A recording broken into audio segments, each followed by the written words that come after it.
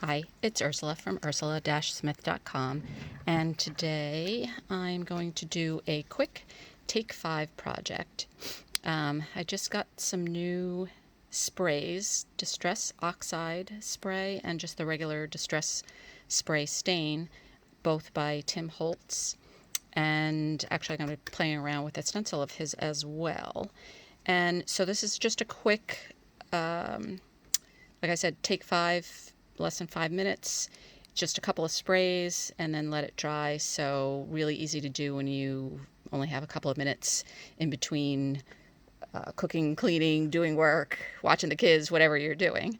So first thing we're going to do is we're going to take the Distress Oxide spray, and you're going to shake it up.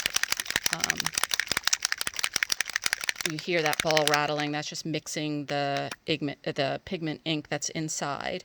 And you're going to spray through a stencil. It doesn't have to be a Tim Holtz stencil, it's just the one that I chose today. And you're just going to give some good coverage. I have a piece of cardstock underneath. And really important, when you're done using the Distress Oxide sprays, make sure to clean that little spray nozzle so it doesn't get gunked. Then, before I take that stencil up, I'm going to take another piece of cardstock, and this is a twofer, so I'm just going to rub the back. Probably should use a wipe so you don't get ink all over your hands. And you're just going to rub the ink that's on top of the stencil off onto the second piece of cardstock. And so there's the leftover, and then the actual sprayed one looks like that.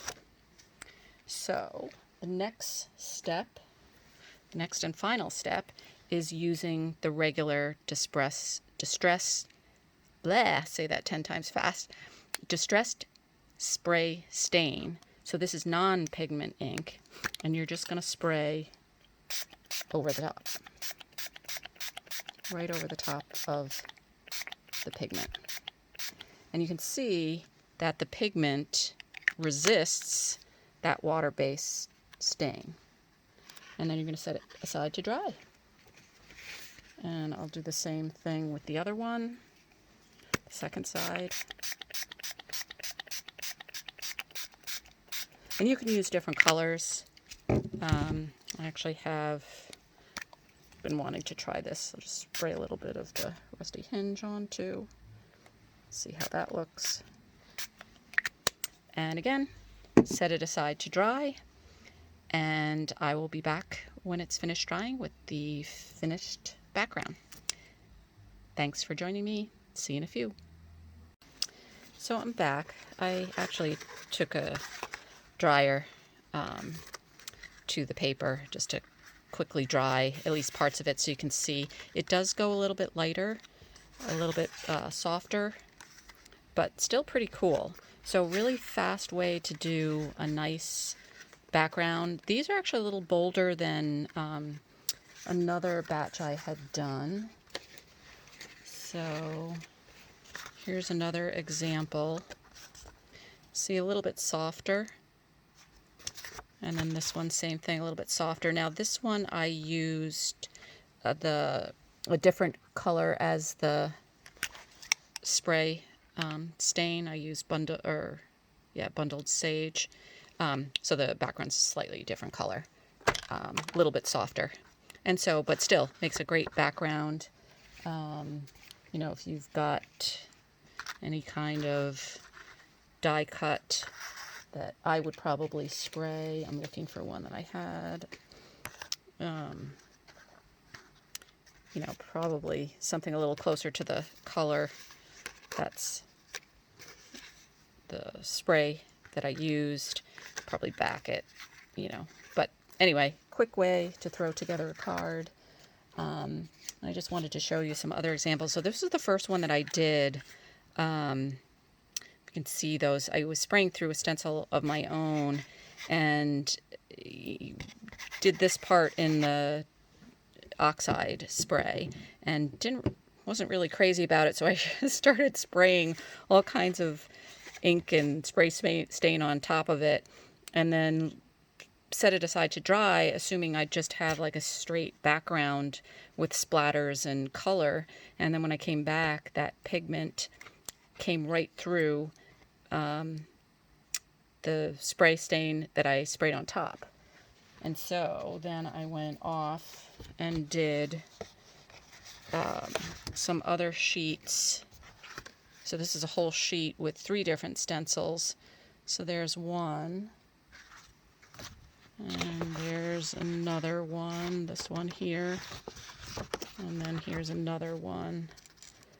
These 2 designs are from a mosaic tile that my daughter saw in Madeira, so I thought those were pretty cool designs. And so I did the same thing, probably sprayed a little bit too much spray. So that's the thing, if you spray too much of the stain on top or any water, it can start to dilute the effect of the stencil.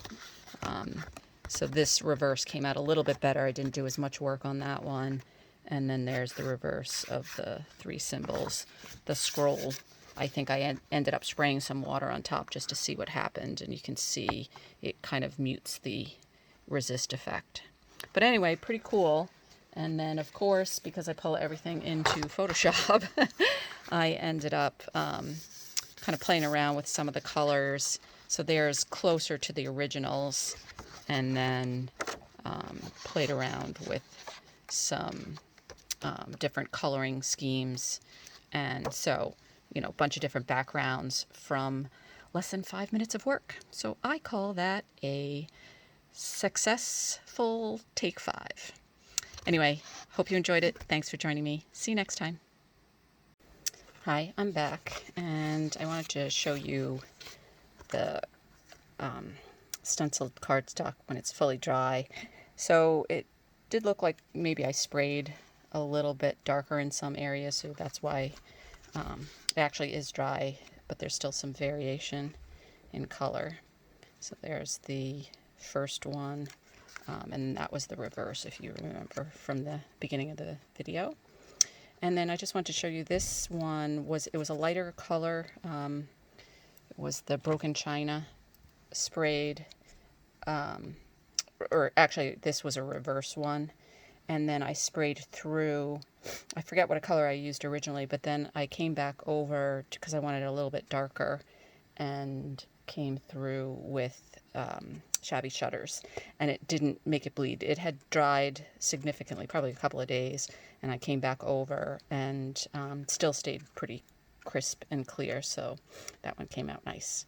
So anyway, that is using Distress Oxide Spray Resist with the regular Distress spray stain through a stencil. Thanks for joining me, and see you next time.